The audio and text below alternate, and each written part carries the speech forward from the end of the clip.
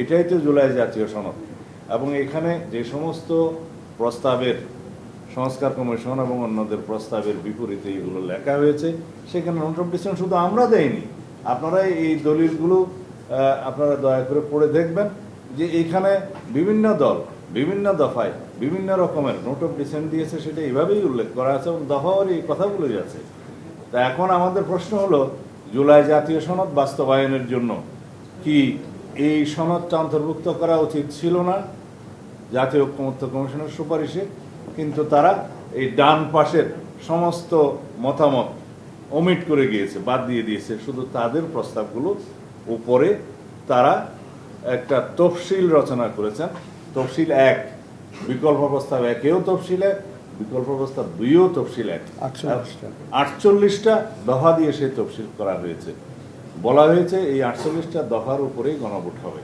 এখানে কে কি মতামত দিল, কিভাবে সনদে উল্লেখ করা হলো, কিভাবে সম্মত হলো, কিছুই উল্লেখ করা হয়নি। এবং বলা হয়েছে বিল আকারে এটা উপস্থাপন করা হবে। বিল কারা করতে পারে? বিল জাতীয় সংসদের এখতিয়ার, নির্বাচিত জাতীয় সংসদ বিল আকারে আইনের আগে উত্থাপিত হয়। সেই bill first reading, second reading, third রিডিংয়ের পরে, জনমত যাচাইয়ের পরে, স্থায়ী কমিটিতে আলোচনা করার পরে সেই বিলটা গৃহীত হলে সেটা আইনে পরিণত হয়। সেই আইনে স্পিকার দস্তখত করে রাষ্ট্রপতির কাছে দিবেন, রাষ্ট্রপতি সই করলে সেটা আইনে পরিণত হবে। এখন বিলটাকে বলা হচ্ছে যে জাতীয় সংবিধান সংস্কার পরিষদের বিবেচনার জন্য। এইরকম আইডিয়া তো আমরা কখনো শুনিনি। আর যদি সংবিধান সংস্কার পরিষদ নামে কোনো বডি সংগঠন করতে হয় বা সেটার অনুমোদন নিতে হয়, সেটা অবশ্যই জাতীয় সংসদের মধ্যেই সিদ্ধান্ত নিতে হবে। তা এখন এই সমস্ত আলোচনা তো আমাদের সাথে হয়নি।